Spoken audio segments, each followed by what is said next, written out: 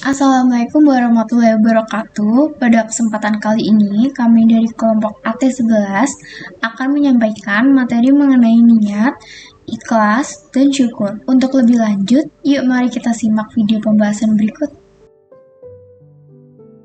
Apapun yang kita lakukan, hendaknya diawali dengan niat. Secara bahasa, niat berarti keinginan atau tujuan. Sedangkan secara istilah, niat adalah keinginan seseorang dalam hatinya untuk melakukan sesuatu. Niat itu merupakan ibadah yang tidak perlu dilafalkan dengan lisan karena niat bertempat di hati. Dan seseorang tidak boleh meletakkan niat kecuali pada hatinya. Andaikan seseorang melafalkan niatnya, namun tidak sesuai dengan yang ada di hatinya, maka yang dinilai adalah yang ada di dalam hatinya, bukan perkataan yang dia ucapkan. Dalam hal ibadah, maka ibadah yang ikhlas adalah yang niatnya murni 100% untuk mencari ridho Allah. Seluruh hidup akan bernilai ibadah tiap detiknya kalau kita niatkan semua lillahi ta'ala.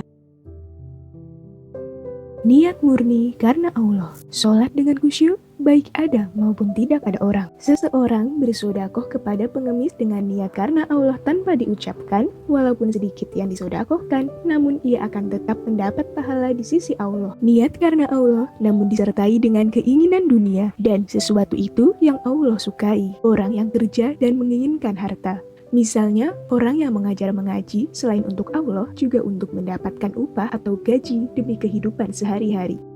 Menghafalkan Al-Quran selain untuk akhirat juga untuk memenangkan perlombaan hafiz Quran. Niat karena Allah namun disertai dengan keinginan dunia dan sesuatu itu yang tidak Allah sukai. Giveaway atau bagi-bagi hanya demi konten dan followers. Niat bukan karena Allah. Mencontek agar mendapatkan nilai bagus. Padahal seharusnya kita memperoleh ilmu karena Allah bukan karena baik buruknya nilai.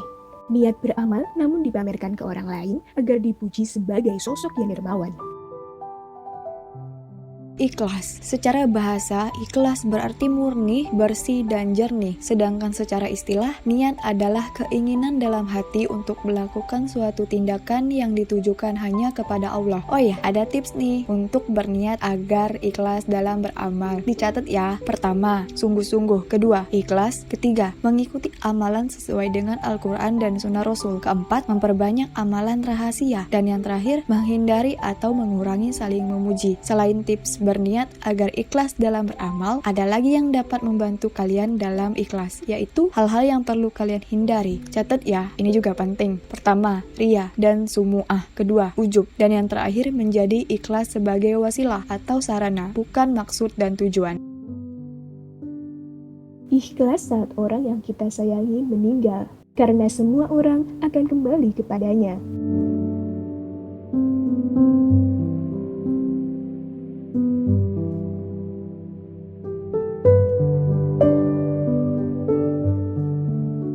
Mengumpulkan tugas dengan tepat waktu dan tidak mudah mengeluh saat mengerjakan tugas.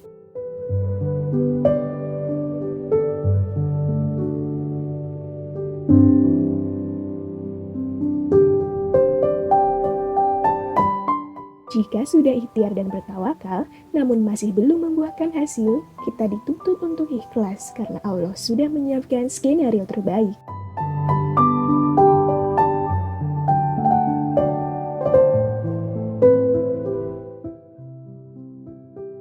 Nah, setelah kita membahas mengenai niat dan ikhlas, terakhir ada syukur. Secara bahasa, syukur berarti berterima kasih kepadanya. Sedangkan secara istilah, syukur adalah berterima kasih kepada Allah, lega, senang, dan menyebut nikmat yang diberikan kepadanya, di mana rasa senang, lega itu terwujud pada lisan, hati, maupun perbuatan. Syukur dengan hati itu dengan mengakui dan meyakini bahwa nikmat tersebut semata-mata datangnya dari Allah Ta'ala dan bukan selainnya. Mencintai Allah Ta'ala yang telah memberikan semua nikmat itu kepada kita dan meniatkan untuk menggunakan niat itu di jalan yang Allah ridhoi. Sedangkan syukur dengan lidah itu dengan mengakui anugerah dan memuji pemberiannya. Dan yang terakhir, syukur dengan perbuatan itu dengan memanfaatkan yang diperoleh sesuai dengan tujuannya. Jadi, apakah kalian sudah bersyukur hari ini? Jangan lupa bersyukur ya. Bersyukur saat diberi sakit karena dengan adanya sakit dapat menggugurkan dosa. Selain itu, juga menjadi pengingat akan rasa syukur terhadap nikmat yang kita dapatkan saat sehat. Mengucapkan Alhamdulillah saat berbuka puasa.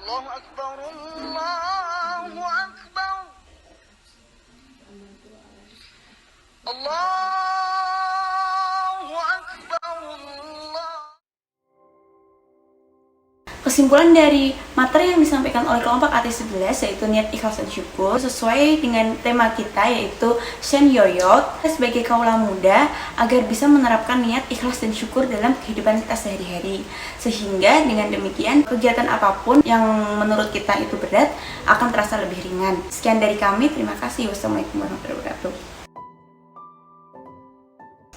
Testimoni mentoring dari kelompok AT11 yaitu selain kita menambah ilmu agama yang lebih baik dan bermanfaat, kita juga bisa menambah relasi dan pertemanan, dan juga bisa melatih public speaking dengan kultum.